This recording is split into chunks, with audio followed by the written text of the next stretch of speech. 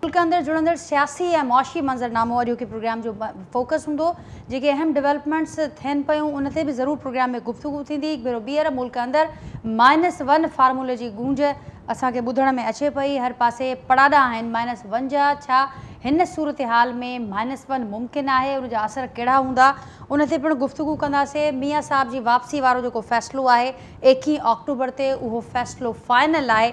शहबाज शरीफ साहब ये गाल कही है। लंडन में ॿियो छा थिए पियो, ॿियनि कहिड़नि मामलनि ते ॻाल्हियूं थियनि पयूं, उन ते बि ज़रूरु अॼु के प्रोग्राम में डिस्कस कंदासीं।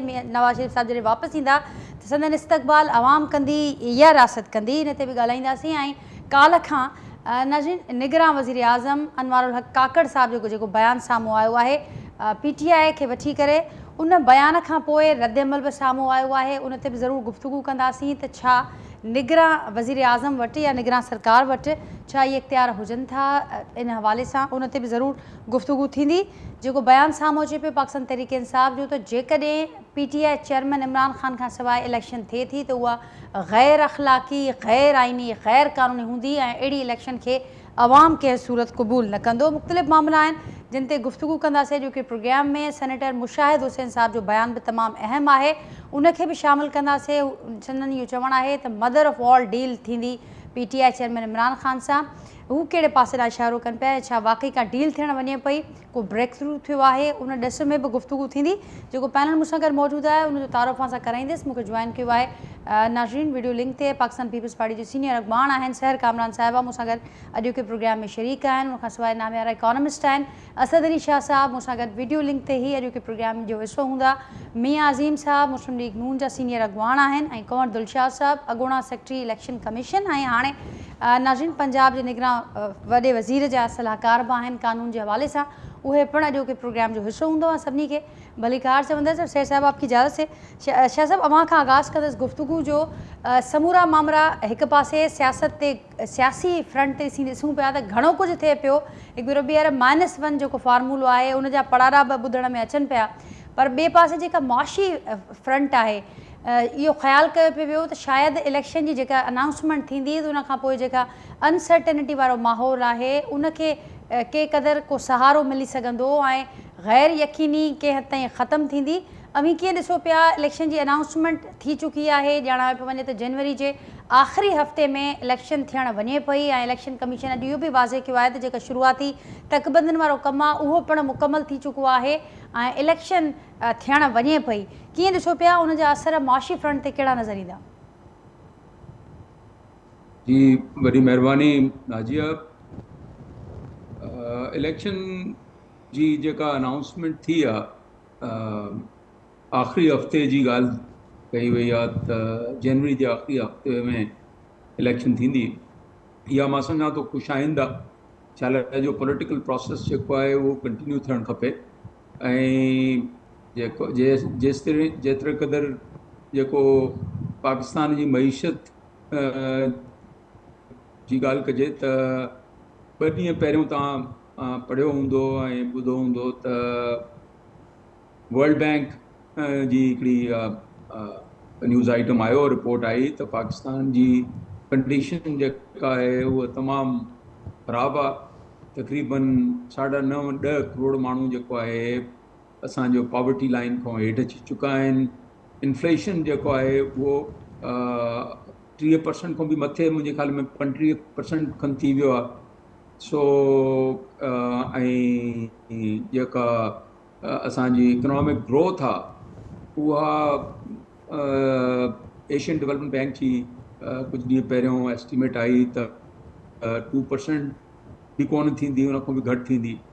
सो तंहिं करे जेके माशी सूरत हाल आहे उहा त काफ़ी गंभीर आहे ऐं उन में जीअं वर्ल्ड बैंक चयो त असल में हाणे इहा ॻाल्हि क्लियर आहे त कुझु माण्हू जेको आहे हिकिड़ो एलिटिस्ट ग्रुप एलिट कैप्चर आहे, सो उहे एक्सट्रैक्ट कंदा रहिया आहिनि। पर हाणे एलिट जेका आहे उहा भी महसूस करे थी पई, काफ़ी जेके मथीं क्लास जा जेके माण्हू आहिनि उन्हनि खे भी महसूस थिए पियो, मां सम्झां थो जेको इकोनॉमिक डिफ़िकल्टीज़ आहिनि, माशी मुश्किलात आहिनि। सो ॻाल्हि इहा आहे त जेको केयरटेकर गवर्नमेंट आहे हिननि जो त ज़ाहिराना को प्लान हुयो न हिननि वटि उनखे को लॉन्ग टर्म या इवन मीडियम टर्म प्लान ॾेई सघनि था मईशत खे रिकवर करण जे लाइ या हिन खे बहाल करण जे लाइ। असुल ॻाल्हि इहा आहे त हाणे जेके सियासी जमातूं आहिनि उहे उन्हनि जी छा प्रिपरेशन आहे, छाजे लाइ जो जेके बि पॉलिटिकल पार्टीज़ आहिनि मेन पॉलिटिकल पार्टीज़ उहे हुकूमतुनि में पहिरियों बि रही चुकियूं आहिनि ऐं उन जे बावजूदि तव्हां ॾिठो त सूरत हाल हर हुकूमत में ख़राब खां ख़राब तर थींदी रही आहे। सो हाणे चैलेंज इहो आहे त जेके पॉलिटिकल पार्टीज़ आहिनि अपार्ट फ्रॉम पॉलिटिक्स ऐं प्रोमिसिस जे उन जो माशी प्रोग्राम छा आहे, माशी प्रोग्राम छा आहे शाह साहब? पॉलिटिकल पार्टी जो जी शाह साहब अहम ॻाल्हि इन खे अॻियां वधाईंदसि। कुंवर दिलशाद साहब भी मुख्य प्रोग्राम में ज्वाइन किया। कुंवर साहब आपको भी वेलकम करती हूँ। मेरे साथ सहर कामरान साहिबा भी हैं और मेरे साथ असद अली शाह साहब भी हैं। नाज़रीन राब्तो मुनक़िद थियो है कुंवर साहब सां ॿीहर उनसां कोशिश कंदासीं उनसे राब्तो करण जी। सैर साहब आपकी तरफ आऊँगी। आपने सुना असद अली शाह साहब को ये कह रहे हैं कि माशी फ्रंट पर सूरत हाल बदस्तूर बड़ी गंभीर है, लेकिन उसका डायरेक्ट क्योंकि बराह लिंक है जो पॉलिटिकल मुल्क की सूरत हाल है। और इस वक्त ये सवाल बड़ा अहम होगा कि जहाँ पर पॉलिटिकल पार्टीज़ बशमूल पाकिस्तान पीपल्स पार्टी ये कह रही हैं कि इलेक्शन की तरफ जाना चाहिए, इलेक्शन इस वक्त की अहम ज़रूरत है, उनके पास तैयारी कितनी है ये बड़ा अहम होगा। और ये माशी प्रोग्राम उनका क्या, उनके पास माशी प्लान्स रेडी हैं, क्या वो आने वाले वक्त के लिए रेडी हैं? क्योंकि इस वक्त तक कोई भी पार्टी इस ज़मन पर बात करती हुई नज़र नहीं आ रही। सर साहब मेरी आवाज़ आप तक पहुँच रही है? जी आपकी आवाज़ जी मेरी आवाज़ आ रही है? जी बिल्कुल। तो मैं ये कह रही हूँ कि पीपल्स पार्टी का तो शुरू से असूली मौक़िफ़ है कि इंतखाबात बर वक्त और आईनी मुद्दत में होने चाहिए। बिल्कुल सही कहा शिक्षा साहब ने कि मुल्क के अंदर सियासी और माशी इस्तेकाम के लिए बहुत ज़रूरी है कि शफाफ इंतखाबात हो और एक मुंतखब हुकूमत कायम हो, क्योंकि आज पाकिस्तान को जिस किस्म के मसाइल दरपेश है, जो एक माशी बोझ अवाम पे पड़ रहा है, उसका हल सिर्फ एक मुंतखब हुकूमत निकाल सकती है। और हम तो बिल्कुल पीपल्स पार्टी आइन के मुताबिक इंतखाबात कराने के अपने मौके पे बिल्कुल कायम है। और इलेक्शन कमीशन ने अभी तक किसी तारीख का ऐलान नहीं किया। इलेक्शन कमीशन ने महीनों और महीने के आखिर के हफ्ते की बात की है। इलेक्शन की तारीख इस तरह से अनाउंस नहीं होती। हमारा पीपल्स पार्टी का मुतालबा है कि फौरी तौर पर इलेक्शन की तारीख का ऐलान किया जाए, ताकि जो बेयकीनी की सूरत हाल है वो खत्म हो, ताकि मुल्क इस्तेकाम की तरफ जाए। और पीपल्स पार्टी ने तो हमेशा अवाम की फलाह के लिए काम किया है। आज भी हमारे बिल्कुल एक होमवर्क है कि हमने किस तरीके से अवाम के मसाइल हल करने हैं, नौजवानों को मसाइल हल करने हैं, अवाम को गुर्बत से निकालना है, ज़राअत को तरक्की देनी है, अपनी स्पोर्ट्स को बढ़ाना है। पीपल्स पार्टी ने तो हमेशा आप ये देखें कि जब भी आई है उससे मुल्क के अंदर जो है वो एक माशी इस्तेकाम भी लेकर आई है और अवाम की फलाह के लिए भी जो है ऐसे मंसूबे लेकर आई है जिसका बराह रास्त फायदा जो है अवाम को होता है। तो इसके अलावा कोई सूरत हाल नहीं है। जितना इंतखाब एक निगरान हुकूमत को खींचेंगे उतनी ज्यादा बेयकीनी बढ़ेगी, उतना ज्यादा मसाइल होंगे। देखिए अजीब अजीब किस्म के मशवरे सामने आते हैं कि प्रिविलेज क्लास जो है, जो एलीट है, उनको बिजली में छूट दे दी जाए और अवाम के ऊपर मजीद बोझ डाल दिया जाए। उनको छूट देंगे तो एक्सपोर्ट बढ़ेंगी। देखिए बात यह कि उनको आप जो है वो टैक्स फ्री जो है वो लोन भी दे दें, उनको आप छूट भी दे दें, उनको बिजली भी कम पे दे दें। अवाम बेचारे की आप देखें कि उनकी तो इस वक्त सकत नहीं है पेमेंट करने की, उनकी सकत नहीं है जिंदा रहने की। तो मैं समझती हूँ कि कारोबारियों और अमीरों के मुकाबले में एक आम आदमी के ऊपर इन्वेस्ट करना चाहिए, एक आम आदमी की फलाह को जो है वो सामने रखना चाहिए। और पीपल्स पार्टी ने हमेशा आवाम की फलाह के लिए जो है वो काम किया है। और फिर लोगों को बढ़ती हुई महंगाई, बेरोजगारी और गुर्बत के साथ साथ जो दीगर मसाइल है, यानी बिजली और जरूरी अशिया, पेट्रोल की बढ़ती हुई कीमतों से निजात दिलाने के लिए ये जरूरी है कि एक मुंतखब हुकूमत आए और वो ऐसे इक़दाम ले जिससे पाकिस्तान जो है और पाकिस्तान के अवाम इस बुरानी सूरत हाल से बाहर। तो सैयद साहब पीपल्स पार्टी को अभी तक ये खदशात बरकरार हैं कि इलेक्शन आगे जा सकता है? क्योंकि जैसे आपने कहा कि अभी तक कोई हतमी तारीख सामने नहीं आई, सिर्फ ये कहा जा रहा है कि जनवरी का आखिरी हफ्ता इलेक्शन हो सकता है उसमें। देखिए पहली बात यह कि इलेक्शन कमीशन को जो है तारीख अनाउंस करनी चाहिए। पीपल्स पार्टी तो अपनी आईनी मुद्दत में इलेक्शन को जो है जरूरी समझती है, क्योंकि वाहिद हल है। देखिए, पाकिस्तान को हम मजीद इंस्टेबिलिटी की तरफ नहीं घसीट सकते। और दूसरी बात ये बेयकीनी की बात नहीं, जिस किस्म के तबसरे सामने आते हैं, जिस किस्म की हालात सामने आ रहे हैं। इलेक्शन कमीशन ने अब से पहले जो है, जब उससे पूछा था अदालत ने, या उसने ऐलान किया था 8 अक्टूबर को इलेक्शन हो जाएंगे। तो अब जो है इसके अंदर क्या शशोपंज है, किस बात का इबाम है? इलेक्शन कमीशन एक तारीख का ऐलान कर दे ताकि इस किस्म की जो है अनसर्टेनिटी जो है वो खत्म हो जाए। तो ये तो इलेक्शन कमीशन की जिम्मेदारी है। अब ये कहना कि जी हमने ऐलान कर दिया किस्तों में कि हाँ जी जनवरी के आखिरी हफ्ते में, आप ये देखें कि कितने बड़े सियासी बहरान जो है और जमहूरियत को कितना नुकसान होगा अगर आप तारीख आगे बढ़ाते हैं। सेनेट के इलेक्शन होने हैं, इलेक्टोरल कॉलेज मुकम्मल होगा, सदर का इंतखाब होना है। पाकिस्तान को जमहूरी रास्ते पे आगे चलना है। मुल्क का वकार, मुल्क का इस्तेकाम, मुल्क की सालमियत इसी में है। ठीक, तो सर साहब इसका इल्म बशमूल पाकिस्तान पीपल्स पार्टीज़ को यह इदराक तो था जो हुकूमत के इत्तेहाद में शामिल थी कि अगर हल्का बंदियाँ होंगी, फिर हल्का बंदियाँ होंगी तो फिर इलेक्शन डिले होंगे। ये तो इसका इदराक तो सारी पार्टीज़ को था। देखिए, पहली बात ये कि आपको पता है कि जब डिजिटल हुई थी मर्दमशुमारी, तो जहाँ पे पीपल्स पार्टी के तहफ़्फ़ुज़ात थे, पीपल्स पार्टी ने उनका इज़हार किया। कुछ दूर हुए, कुछ नहीं हुए। तो हमारी बहुत से तहफ़्फ़ुज़ात थे, लेकिन जब ये सामने लाया गया कि जो आज़ाद-ओ-शुमार है वो ऐसे नहीं है कि जिसके अंदर कोई हल्का बंदियों के अंदर कोई पेचीदगी होगी या जो है ताख़ीर का शिकार होंगे, हम इसीलिए इस बात पे हमने एक्सेप्ट किया कि आप जो है बजाय 60 दिन की मुद्दत में 2 दिन इलेक्शन कराएं, 2 दिन पहले असम्बलियाँ तहलील करा दें ताकि इलेक्शन कमीशन को जो वक्त चाहिए वो मिल जाए और 90 दिन में इंतखाबात हो जाए। देखिए, इलेक्शन कमीशन का एक ही काम है, इलेक्शन कराना। इलेक्शन कमीशन की हमेशा तैयारी होनी चाहिए। तो मैं नहीं समझती कि कोई ऐसा ताख़ीर करनी चाहिए थी। अभी भी आप देखें कि 2-3 दफ़ा तारीखें बदली है। पहले इलेक्शन कमीशन ने कहा कि 15 दिसंबर तक जो है वो हल्का बंदियाँ होंगी, फिर 30 नवंबर पे आए। अभी एक ऐलान किया जी 26 सितंबर को लिस्टें लग जानी चाहिए। यानी इसमें जो है जितना एक मैं समझती हूँ सुस्त रवि के साथ ये पूरा प्रोसीजर चला है आगे। इलेक्शन कमीशन अगर ये एक हफ्ते के बाद जमातों को ना बुलाते, अगर अपना वक्त औकात बढ़ाते, तो ये तमाम प्रोसीजर जल्दी भी हो सकता है। ठीक है सर साहब, इसी को बात को आगे बढ़ाएंगे। कंवर दिलशाद साहब एक्सपर्ट हैं इन सारे मामलात के, वो भी हमारे साथ मौजूद हैं। कंवर साहब अस्सलाम वालेकुम। कंवर साहब अस्सलाम वालेकुम, मेरी आवाज़ आप तक पहुँच रही है? नाज़रीन, राब्तो मुनक़ती थी वरी कोशिश कयूं था कंवर साहब सां असांजो राब्तो थिए त उन्हनि खां बि उन्हनि जो मौक़िफ़ वठूं ऐं इहा ॻाल्हि जेका साम्हूं अचे पई त हिकिड़ो ख़्यालु कयो पियो त जेके मुख़्तलिफ़ अफ़वाहूं आहिनि या जेके शयूं गर्दिश कनि पियूं त इलेक्शन कमीशन जे इन अनाउंसमेंट खां पोइ शायदि उन में उहो तासुर ख़तमु थियनि, जंहिंमें हिकिड़ो तासुर तमामु घणो मज़बूत हो त निगरान जेका सरकार जो जेको वक़्तु आहे उनखे प्रोलोंग कयो पियो वञे ऐं मुख़्तलिफ़ फ़ैसिला वरिता वेंदा इन पीरियड दौरान।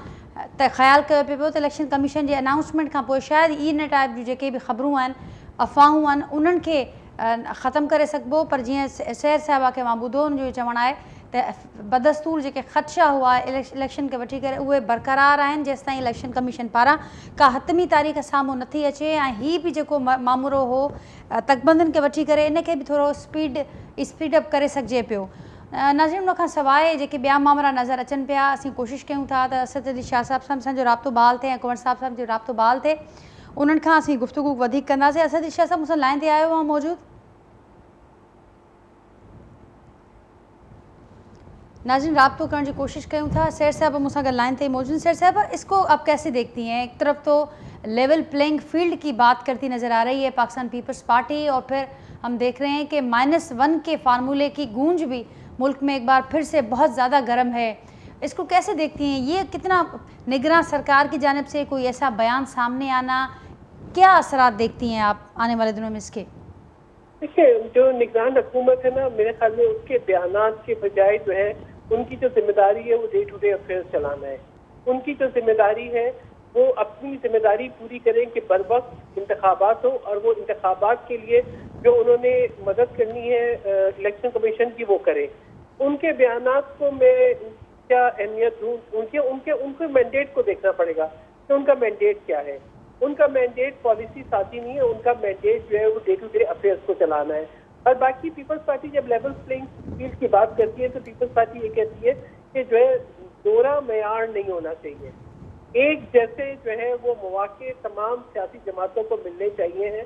आप ये देखें 2013 के इलेक्शन में पीपल्स पार्टी जाके कंपेन नहीं कर पाई थी, 2018 के इलेक्शन में आरटीएस की तलवार हम सब पे चली थी। तो ये है कि हम चाहते हैं शफाफ इलेक्शन हो, क्योंकि पाकिस्तान के मसाइल का हल। ठीक सैयद साहब, इस पर आपसे ज़रूर जवाब दूंगी कि क्या इस वक्त सबको एक जैसे, आपने कहा कि दोहरा मयार नहीं होना चाहिए, सबको एक जैसे मौके मिलने चाहिए, क्या इस वक्त ऐसा हो रहा है? क्योंकि पाकिस्तान तहरीक इंसाफ समेत कुछ पार्टीज़ ये कह रही हैं कि ऐसा नहीं हो रहा, जिसमें पाकिस्तान पीपल्स पार्टी भी गुज़िश्ता दिनों में यही बात कहती सुनाई दी, और पाकिस्तान तहरीक इंसाफ का भी ये बड़ा शदीद रद्दअमल सामने आ रहा है कि अगर उनको माइनस करके, चेयरमैन पीटीआई को माइनस करके अगर कोई इलेक्शन होती है तो वो गैर आइनी, गैर अखलाकी होगी, और ऐसी इलेक्शन को आवाम की तरफ से कबूल नहीं किया जाएगा। कुंवर साहब से भी रब्ता बहाल हुआ है। कुंवर साहब अस्सलाम वालेकुम। कुंवर साहब अस्सलाम वालेकुम, मेरी आवाज़ आप तक पहुँच रही है? आवाज़ आ रही है, बताइए बताइए। जी कुंवर साहब, कैसे हैं आप? खैरियत से हैं? मेरी आवाज़ अब तक पहुँच रही है? प्रोग्राम में आपको जी आपकी आवाज़ आ रही है, आपकी आवाज़ मुझे आ रही है, ठीक, वेलकम करती हूँ आपको प्रोग्राम में। सहर कामरान साहिबा पीपल्स पार्टी से, असद अली शाह साहब भी मेरे साथ मौजूद हैं, मियां अजीम साहब भी हैं। कुंवर साहब, एक बार फिर से मुल्क में -1 फार्मूले की गूंज है। आपसे पहले सहर कामरान साहिबा से बात हुई तो वो ये कह रही हैं कि इलेक्शन का जो अमल है वो बड़ा सुस्त रवि का शिकार है इलेक्शन की तारीख को लेकर, और ये जो हल्का बंदियों वाला काम है इसको अगर स्पीड अप किया जाता तो ये हो सकता था जल्दी। इस वक्त भी इलेक्शन को लेकर जो भी खदशात थे वो बदस्तूर बरकरार हैं। जब तक ये डेट नहीं आ जाती ये मामला ऐसे ही लटका रहेगा। आप क्या कहेंगे इस पर? देखो, शहर कामरान की बात भी मैं तायद करता हूँ कि बात दुरुस्त है कि पब्लिक के अंदर बड़ा इस वक्त कंफ्यूजन भी है, बड़ी गैर यकीनी सूरत हाल भी पैदा हो रही है। लेकिन इलेक्शन कमीशन पाकिस्तान ने असूली तौर पर अपना एक इलामिया सरकारी तौर पर जारी कर दिया है, जिसमें उन्होंने ये कहा है कि ये जनवरी के आखिरी हफ्ते में इंतखाबात हो जाएंगे, और जनवरी का जो आखिरी हफ्ता बनता है वो 21 जनवरी से लेकर 24 जनवरी के दरमियान तक कोई तारीख भी इलेक्शन कमीशन मुकर्रर कर देगा। तो जिस वक्त वो हल्का बंदियों के बाद जो करेगा इंतखाबी शेड्यूल जारी करेगा उसमें 54 दिन होते हैं। अब बाद हमारे दोस्त कहते हैं कि जो इलेक्शन कमीशन को अभी तारीख दे देनी चाहिए, अभी वो तारीख देने में कुछ टेक्निकल प्रॉब्लम है। टेक्निकल प्रॉब्लम ये है कानूनी तौर पर कि जब इलेक्शन कमीशन तारीख देगा तो फिर आपको स्टेप बाय स्टेप चलना पड़ेगा, तो कागजात नामजदगी वसूल करना, ये सारे मामला, तो वो 3 महीने पहले नामजदगी लेना, ये बाकी मामला करना वो कानून में जिक्र नहीं है। कानून में जिक्र यह है कि जब इलेक्शन शेड्यूल जारी करेगा 54 दिन के अंदर इंतखाबात होंगे, 48 दिन से लेकर 54 दिन तक। तो ये एक टेक्निकल और कानूनी मजबूरियां हैं, इसलिए इलेक्शन कमीशन ने इशारत नहीं बल्कि पुरजोर तरीके से कह दिया कि ये इलेक्शन जनवरी के आखिरी हफ्ते में होंगे। तो ये तो इलेक्शन तो होने वाले हैं, आप तैयारी करें।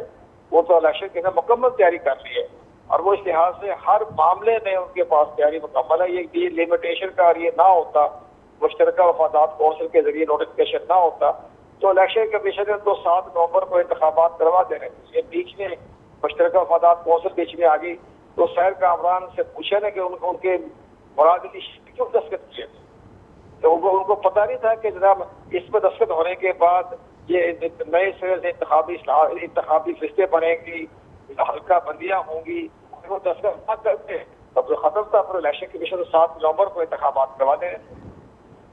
ठीक कंवर साहब, बिल्कुल बशमूल पीपल्स पार्टी सारी पार्टीज के इल्म में ये था कि अगर हल्का बंदियां होती हैं तो फिर ये मामला डिले की तरफ जाएंगे।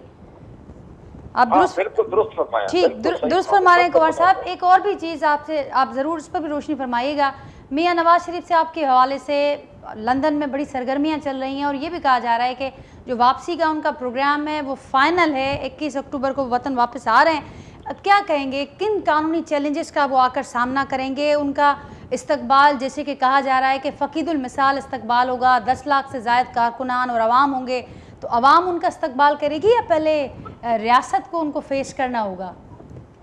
और रियासत भी देख रही है, सारे मामला को गौर खोज कर रही है, क्योंकि वो बाकायदा जो गए थे लंदन वो जमानत पर गए थे 4 हफ्ते, 5 हफ्ते, 3 हफ्तों के लिए।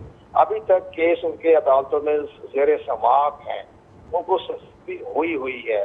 इसके साथ साथ उन्होंने बाकायदा जो मचल के दिए थे अदालत में उसको भी दिया, अदालत ने उनको इश्तिहारी मुलज़म भी करार दिया। ये सारे मामला जो है ये कौमी इंसाफ ब्यूरो देख रहा है और वो स्टेट देख रही है और स्टेट इसके बारे में आइन कानून के मुताबिक जो है वो अपना कदम उठाएगी। अभी कुछ कहना कम वक्त है। हमारे नजदीक मुकाबले एहतराम लीडर हैं और हमें इसके बारे में कोई राय भी नहीं देनी चाहिए, क्योंकि रियासत का, कौमी इंसाफ ब्यूरो का और नवाज शरीफ का मामला है। ठीक दुरुस्त कहा कौन सा आपने। और लेकिन कल से जो एक राय सामने आई है, एक बयान सामने आया है निगरान वज़ीर आज़म का, वो बड़ा ज़ेर बहस है। और इसी के साथ साथ ये डिबेट इस जानब भी निकल आई है कि क्या निगरान सरकार के पास ये मैंडेट है कि वो सियासी मामलात पर उनके बयानात सामने आए जिससे इंतशार फैलने का कोई ख़दशा हो सकता है, उस पर आप क्या कहेंगे? हाँ, ये दुरुस्त कहा आपने कि केयर टेकर गवर्नमेंट को, जैसे पंजाब की गवर्नमेंट सारी गवर्नमेंट है, मैं पंजाब गवर्नमेंट का हिस्सा हूँ, कोई सियासी बयान हमारे वज़ीर आला नहीं देते। वो सिर्फ अपने तामीरी कामों की तरफ दे रहे हैं, हॉस्पिटल अपग्रेड कर रहे हैं, यूनिवर्सिटी, कॉलेज, तमाम जो है मामला है। कभी उन्होंने सियासी बयान नहीं दिया। यहाँ उनकी जो काबीना की जो 10 रुपये काबीना जिसका मैं भी हिस्सा हूँ, हमने कोई सियासी बयान नहीं दिया कि हमने क्या होना है। ये इस लिहाज से वज़ीर आज़म जो है उनको भी चाहिए कि सियासी बयान देने से गुरेज करें। उनका ये मैंडेट जो है वो असूली तौर पर नजर नहीं आता, होना भी नहीं चाहिए, जिससे कि आवाम के अंदर चाहे मुहैया शुरू हो जाए। वो अपना जो केयर टेकर गवर्नमेंट का मामला होता है शफाफ इंतखाबात करवाना, तो शफाफ इंतखाबात करवाने में वो इलेक्शन कमीशन की मामलत करने के बजाय है। इलेक्शन कमीशन के हर मामले में इलेक्शन कमीशन ने करना है। केयर टेकर गवर्नमेंट का कोई रोल नहीं है। केयर टेकर गवर्नमेंट जो है वो इलेक्शन कमीशन के अंडर है। इलेक्शन कमीशन को भी उसको मालूम है कि हमने क्या करना है। तो वज़ीर आज़म साहब को भी चाहिए जरा एहतियात करें। बाद में प्रेस में भी कुछ कहते कुछ प्रेस कुछ चीजें आ जाती है। मुमकिन है प्राइम मिनिस्टर साहब ना कहा हो, लेकिन प्रेस के अंदर जो होता है खास एक होता है माइंड सेट किया हुआ, तो उनकी तरफ से खबर लगा देते हैं। मुमकिन ना कहा हो, लेकिन बहरहाल हमारे वज़ीर आला साहब जो है पंजाब के, उन्होंने कभी सियासी बयान नहीं दिए। ठीक, कुंवर साहब हमारे साथ ही रहिएगा। हमारे साथ असद अली शाह साहब भी हैं, सैर कामरान साहिबा भी हैं। असद अली शाह साहब, अवां बुद्धि गुफ्तगू कंवर साहब जी उन खां सैर साहब जो भी मौक़िफ़ हो त इलेक्शन कमीशन जेकॾहिं चाहे त स्पीड अप करे सघे थो, पर जेतिरी देरि थींदी तारीख़ में ओतिरो ई जेका ग़ैर यकीनी वारी सूरत हाल आहे जंहिंजा असर ज़ाहिरा माशी फ्रंट ते बि पवनि था, उहा वधंदी।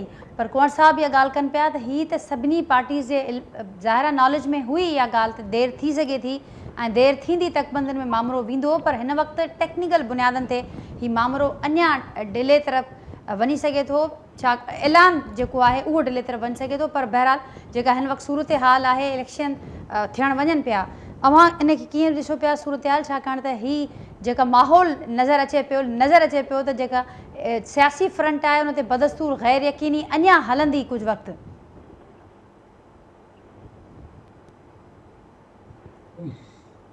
नाजिया, मां सम्झां थो त इलेक्शन कमीशन जेका अनाउंसमेंट कई आहे एंड ऑफ जनवरी, जेकॾहिं एंड ऑफ जनवरी न त बिगिनिंग ऑफ फेबररी में मूंखे लॻे थो त इलेक्शन थी वेंदी ऐं इलेक्शन जी हाणे पॉलिटिकल पार्टीज़ खे तयारी करणु खपे।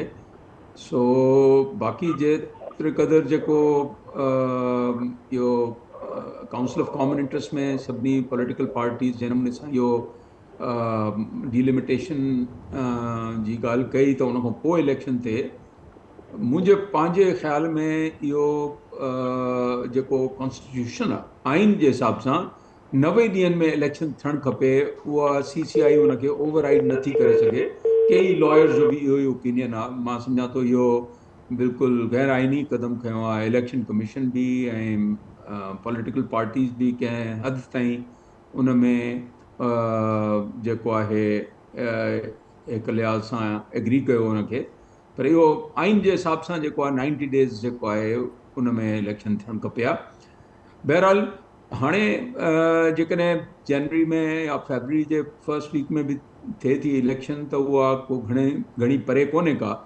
ऐं असुल ॻाल्हि इहा आहे त इलेक्शन खां पोइ छा थींदो ऐं पॉलिटिकल पार्टीज़ वटि छा प्लान आहे, रोड मैप छा आहे, जंहिंजे हिसाब सां पाकिस्तान जेको असांजो मुल्क तक़रीबन पंहिंजो हुनजो बैंक्रप्सी या इंसॉल्वेंसी जी सिचुएशन आहे, त असां जेके डेट रीपेमेंट जेका $15-20 बिलियन जी जेका करणी आहे, त उहा कीअं थींदी, असांजो करंट अकाउंट डेफिसिट जेको आहे उहो बि पंहिंजी जाइ ते आहे। सो पॉलिसीज़ छा आहिनि, असुल त कॉन्फिडेंस जेको आहे, जेको इंटरनेशनल इन्वेस्टर्स आहिनि, लैंडर्स आहिनि, सभिनी खे जेको आहे को तॾहिं ईंदो न त जेके पॉलिटिकल पार्टीज़ इलेक्शन विढ़ंदियूं, उन्हनि जो प्रोग्राम जेको आहे, मुआशी प्रोग्राम छा आहे, उहा त अञा ताईं कंहिंजी बि क्लैरिटी कोन्हे का। ऐं इहा सूरत हाल जेको आहे, इहो त सालनि खां वठी जेका आहे पाकिस्तान जी इहा ई सूरत हाल आहे, पर उन ते कोई ॻाल्हाए बि कोन थो, न ई कंहिं पॉलिटिकल पार्टी वटि अनफॉर्चुनेटली इन जो को प्लान नज़र अचे थो पियो।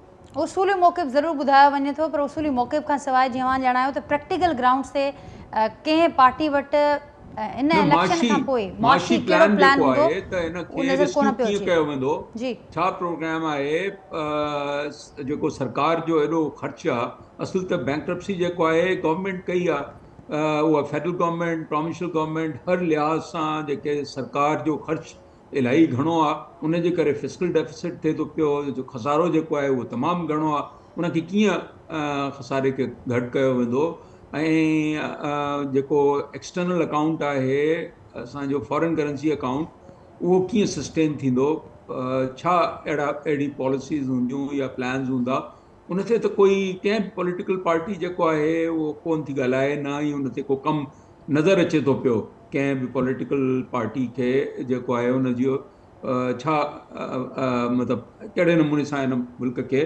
ट्रांसफॉर्म कंदा।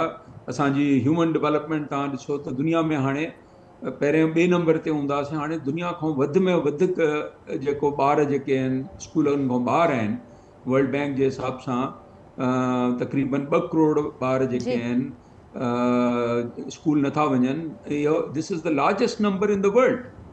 ऐं असां खां ॿिया जेके बि मुल्क आहिनि, अफ्रीकन कंट्रीज़ बि ऐं रीजनल कंट्रीज़ जेके आहिनि, सभु अॻिते निकिरी विया आहिनि माशी ऐं सोशल डेवलपमेंट जे हिसाब सां। असां तमामु पोइते आहियूं, सो इन खे कीअं चेंज कयो वेंदो। ठीकु आहे, उन सां गॾोगॾु असद शाह साहिबु, ज़ाहिर आहे जेका इलेक्शन जी एक्सरसाइज़ थियणी आहे उन ते बि तमामु घणा पैसा ख़र्च थियणा आहिनि, ऐं उन खां पोइ वारो जेको मंज़रनामो जीअं मां बयानु कयो त हिकिड़ो त उनजो पासो इहो आहे त पॉलिटिकल पार्टीज़ हुन जे लाइ केतिरियूं तयारु आहिनि, जेके बज़ाहिर पंहिंजो प्रोग्राम हुननि जो अञा ताईं को साम्हूं नाहे आयो, न का अहिड़ी ॻाल्हि ॿोल साम्हूं आई आहे, रोड मैप न पियो वाज़े नाहे। ऐं ॿिए पासे जेको ॿियो एंगल नज़र अचे पियो त असां वटि जीअं सालनि खां प्रैक्टिस हलंदी अचे पई त इलेक्शन खां पोइ केतिरे ई वक़्त ताईं इलेक्शन जा नतीजा न क़बूलण वारो जेको मामिलो हुजे थो, उहो हिन भेरे बि तमामु घणो उन जा चांसिस अवां कीअं फोर्सी कयो पिया, छाकाणि त जेके पार्टीज़ आहिनि, इलेक्शन अञा अनाउंस न थी आहे, उनजी का तारीख़ न आई आहे, पर उन खां अॻु ई लेवल प्लेइंग फील्ड न मिलण जूं शिकायतूं बि कनि पियूं। कुझु अहिड़ियूं पार्टियूं आहिनि जिन खे इहो बि ख़दशो आहे त शायदि असांखे माइनस कयो वेंदो, त उन खां पोइ जेको हीउ वारो पासो हूंदो उहो केतिरो ख़तरनाक हूंदो उन माशी सूरत हाल लाइ। जी शाह साहब। जी शाह साहब। जी बिल्कुलु, जेको पॉलिटिकल ऐं जेको जंहिं नमूने सां ॾिसो हिकु केयरटेकर गवर्नमेंट बि आई आहे, त उन्हनि खे इफेक्टिवली जेका PDM जी हुकूमत हुई, प्राइम मिनिस्टर बि उन्हनि जो ऐं लीडर ऑफ अपोजिशन जेको आहे उहो उन बि जेको आहे हाणे रिसेंटली जॉइन करे छॾी आहे, PMLN सां ई गॾु आहे। सो इफेक्टिवली केयरटेकर प्राइम मिनिस्टर जेको आहे उहो त PMLN ई अपॉइंट कयो आहे न। सो इन में त मुंहिंजे ख़्याल में को वधीक सवाल कोन्हनि या डाउट कोन्हे त इहा को एतिरी न्यूट्रल केयरटेकर गवर्नमेंट कोन्हे का उन लिहाज़ सां। ऐं लॻे ईअं थो जंहिं नमूने सां हिकिड़ी पॉलिटिकल पार्टी जेका PTI आहे उनखे प्रोसिक्यूट कयो थो वञे, सो ऐं इहो प्राइम मिनिस्टर बि इहो हिन जो इंडिकेशन ॾिनी, त मुंहिंजी बि का अहिड़ी का सिंपथी को PTI सां कोन्हे, उन्हनि जी बि का अहिड़ी का गवर्नेंस सही न हुई, पर मां सम्झां थो जेको PDM जी हुकूमत पोयां 16 महीना रही, जंहिं नमूने सां उहा मिस गवर्नेंस ऐं मिस रूल हुयो, उन ऐं जंहिं नमूने सां प्रोसिक्यूशन PTI जी थी आहे, उन जे करे हुननि जो वोट बैंक ऐं सिंपथी फैक्टर काफ़ी वधी वियो आहे। ऐं लॻे इहो थो त जेकॾहिं उन्हनि खे बिल्कुलु आउट रखियो थो वञे PTI खे, त पोइ हिन इलेक्शन जी का क्रेडिबिलिटी त कोन थींदी न। ठीक ठीक तो इहो मुंहिंजे ख़्याल में इहो को दानिशमंदाना ॻाल्हि न हूंदी त पॉलिटिकल प्रोसेस जेको आहे उहो अहिड़े नमूने सां हलायो वञे जो हिकिड़ी वॾी पॉलिटिकल पार्टी खे जेको आहे तव्हां इलेक्शन खां ॿाहिरि रखो। So that will raise more questions. जी सर साहबा, इस पर कुछ कहना चाहेंगे आप? इलेक्शन की क्रेडिबिलिटी, अगर ऐसा कुछ होता है और -1 वाला फार्मूला अगर चल जाता है तो फिर तो इलेक्शन की क्रेडिबिलिटी को लेकर बड़े सवालात उठेंगे और इसके बाद का वाला जो मंजरनामा है वो अब से ज़्यादा चैलेंजेस को लेकर आएगा। देखिए, पीपल्स पार्टी ये समझती है कि किसी सियासी जमात को या किसी सियासी शख्सियत को माइनस नहीं किया जा सकता, लेकिन दो चीज़ों को हमें अलग अलग देखना होगा। जी, हमें मुल्क के कवानीन और जो है जो मुल्क के कवानीन की वायलेशंस है उनको अलग देखना पड़ेगा। ठीक है, किसी के यानी कानून सबके लिए बराबर होना चाहिए और हमें जो है इलेक्शन को अलग देखना पड़ेगा। किसी शख्स या किसी फर्द के से जो है इलेक्शन की शफाफियत को मुंसलिक करना या किसी शख्स के ना होने से इलेक्शन की शफाफियत को मुंसलिक करना, मैं समझती हूँ दो मुख्तलिफ चीज़ें हैं। है ना, असल चीज़ ये है कि इलेक्शन होने चाहिए, बर वक्त होने चाहिए, शफाफ होना चाहिए, सियासी जमातों को अपना किरदार अदा करना चाहिए और सियासी जमातों को जो अब पाकिस्तान के आइन कवानीन की पासदारी न करे उसके सियासी किरदार पे भी सवाल उठते हैं। तो सियासी जमातों को अपना जो कोड ऑफ कंडक्ट है उसके मुताबिक उनको चलना चाहिए और सियासी जमातों को ऐसी चीज़ों से इज्तनाब करना चाहिए जिससे हम ये समझें कि मुल्क के अंदर अफरा तफरी पैदा हो, इंतशार पैदा हो या मुल्क के जो कवानीन है उनको वायलेट किया जाए। तो यहाँ पर मैं समझती हूँ कि इंतहा पसंद और शिद्दत पसंद जमातों में और सियासी जमातों में एक वाज़ेह फ़र्क होता है, उस फ़र्क को बिल्कुल बरकरार रखना चाहिए। ठीक। कुंवर साहब, आप उस पर कुछ ऐड करना चाहेंगे और फिर क्या हल निकलेगा? क्योंकि अगर इसी किस्म का माहौल होता है और पार्टीज लेवल प्लेइंग फील्ड ना मिलने का कुछ कहें, कुछ ये कहें कि हमें बाहर रखा जाएगा सारे सिस्टम से, तो फिर तो क्रेडिबिलिटी बड़ी उससे मुतासर होगी इलेक्शंस की। तो इलेक्शन के बाद वाला जो मंजरनामा होगा वो भी कुछ बेहतर तस्वीर तो नहीं पेश करेगा। ये सारे जो लेवल प्लेइंग की गेम है, ये सारी टेक्नोलॉजी आती है बाहर के मुल्कों से। ये कभी सुना है आज तक पाकिस्तान की तारीख में लेवल प्लेइंग गेम क्या होती है? आज तक ये सुना? ये नई से नई टेक्नोलॉजी पैदा करके अवाम के अंदर कंफ्यूजन पैदा करते हैं। सब ने इंतखाबात में हिस्सा लेना है। जो इलेक्शन कमीशन के यहाँ जो पार्टियां रजिस्टर्ड हैं वो बकायदा सब पार्टी में हिस्सा लेंगे। अगर कोई पार्टी की कोई बड़ी अहम शख्सियत हो, अगर वो जेल में है या उनको सजा हो चुकी है, अगर वो इंतखाब में हिस्सा नहीं लेते तो बाकी तो उनके second command, third command, fourth command मौजूद है, वो इंतखाबात में हिस्सा ले सकती है। इसी तरह से ये कहना कि लेवल प्लेइंग गेम नहीं मिल रही, ये सारी समझ नहीं आ रही। ये लेवल प्लेइंग गेम कहाँ से नहीं आ रहा, टेक्नोलॉजी कहाँ से नहीं है आज तक? आवाम तो समझती नहीं क्या लफ्ज होता है, हमें समझ नहीं आती। तो हमने इतना तजुर्बा इलेक्शन कमीशन का या इलेक्शन का इंतखाबी मामला का, हमें ही समझ नहीं आई थी लेवल प्लेइंग गेम क्या होती है। तो सब ने हिस्सा लेना है, सब ने हिस्सा कब। इवन जुल्फ़िकार अली भुट्टो साहब को जो जियाउल हक का मार्शल लगा, वो इतने अजीम शख्स थे कि उन्होंने जनाब जियाउल हक के सदन के सामने अपना जो रिटर्निंग ऑफिसर को अपॉइंट किया था उनके सामने ओथ लिया और कागजात नामजदगी जमा करा दिए। उन्होंने तो कोई एतराज नहीं किया। बात ठीक है, जियाउल हक की नींद बदल गई और उनको इंतखाबात का इलेक्शन नहीं होने दिए, तमाम पार्टियां बैन कर दी। वो तो उनकी अपनी बदनीति थी जियाउल हक साहब की। लेकिन यहाँ तो देखे ना, इलेक्शन हो रहे हैं, सब कुछ हो रहा है। अगर किसी कोई पार्टी का सरबरा किसी से सजा भुगत रहा है या जेल में गया है तो उसके बारे में तो बाकी पूरी कमांड में मौजूद है ना। ऐसी क्या एक पार्टी एक आदमी के इशारे पर नाच रही हो? तो पार्टी के अंदर बेशुमार लीडर है, हजारों लाखों उनके मेंबर है, हजारों लाखों उनके की तादाद बेशुमार है।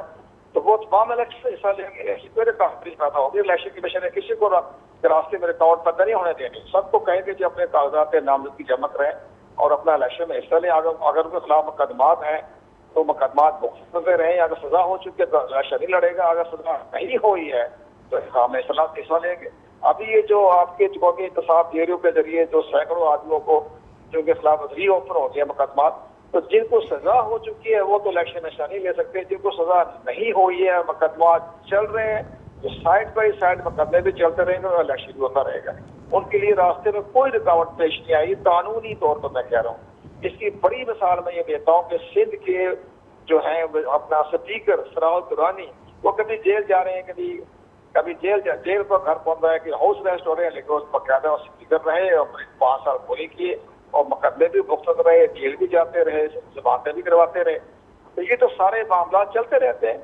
तो ये कहना कि जी लेवल प्लेइंग गेम में है, जो किसी को माइनस कर रहे हैं, कोई माइनस नहीं हो रहा। बाकायदा इंतखाबात में हिस्सा लेंगे और सब पार्टियां, अगर वो लीडर का नंबर 1, 2 अगर जेल में है तो नीचे तो लाइन लगी हुई है, पेशवा लीडर नीचे बैठे हुए हैं, तो वो कोई भी इंतखाबात का अमल में हिस्सा लेगा, कागजात नामो जमा कराएगा, इलेक्शन लड़ेगा और वो जेल से बैठ के अपना वीडियो के जरिए, आइडियो के जरिए अपना पैगाम देते रहेंगे। कोई रुकावट है नहीं, सारा सोशल मीडिया दबो जिंदा है। तो ये तो चलता रहेगा मामला। लेकिन ये मामला कहना है जी को माइनस का प्रोग्राम जो है वो नहीं होता इलेक्शन के मामला में। सबने इंतखाबात में हिस्सा लेना। यही देखो ना, बेनजीर भुट्टो साहिबा कितनी कोशिश की जरा परवेज मुशर्रफ ने, लेकिन उन्होंने पाकिस्तान पीपल पार्टी पर अकाउंट बना के इंतखाब में हिस्सा लिया। ठीक। और साहब बहुत शुक्रिया आपका। और बिल्कुल आपने दुरुस्त फरमाया कि इलेक्शन से पहले का जो माहौल है और इससे पहले भी नज़र आया है कि ये चलता रहेगा। असद अली शाह साहब अवां वटींदसि पोइ आख़िरी कॉमेंट वठंदसि सैर कामरान साहिबा खां।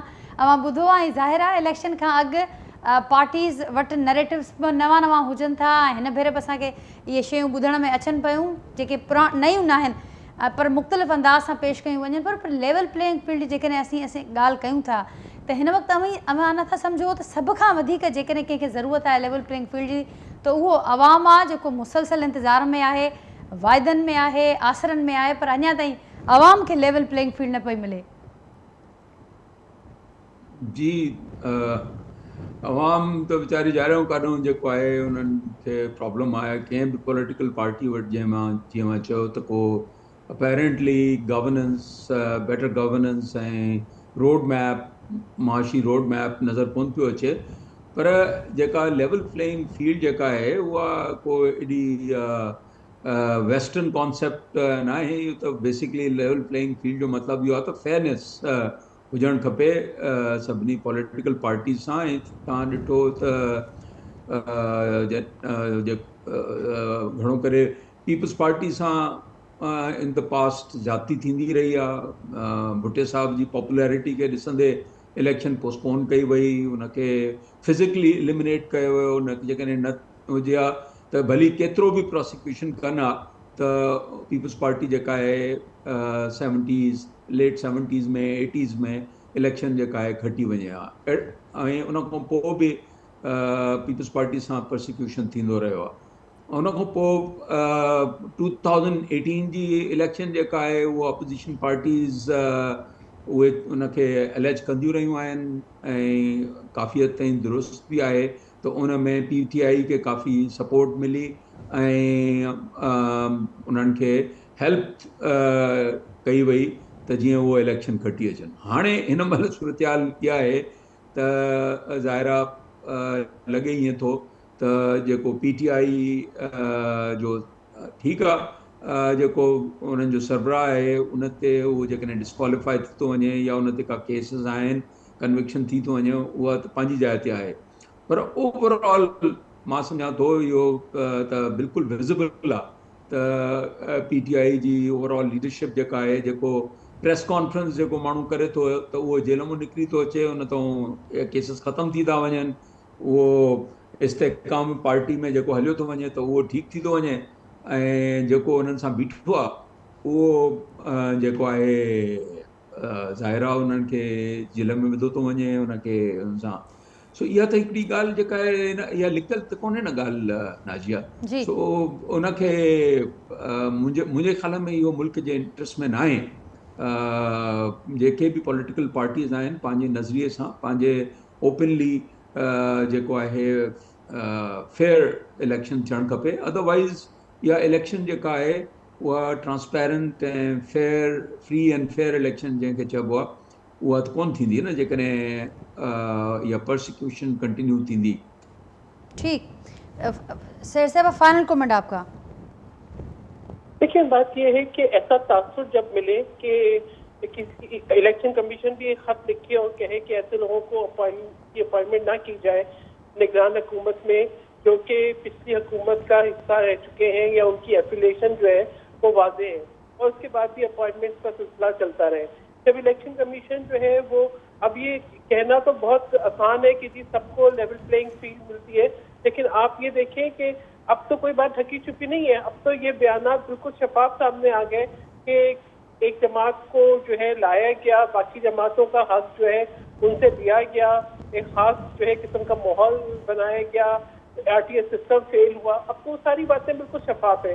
तो पीपल्स पार्टी ये कहती है कि इस तासुर को जो है ना अब जाहिल होना चाहिए और इससे जो है मनफी इसके असरात होते हैं। और फिर हमने ऐसी हाइब्रिड रिजीम्स का जो है नताइज भी देखे कि उनसे जो है ना मुल्क के अंदर इस्तेकाम नहीं आया, अनसर्टेनिटी रही।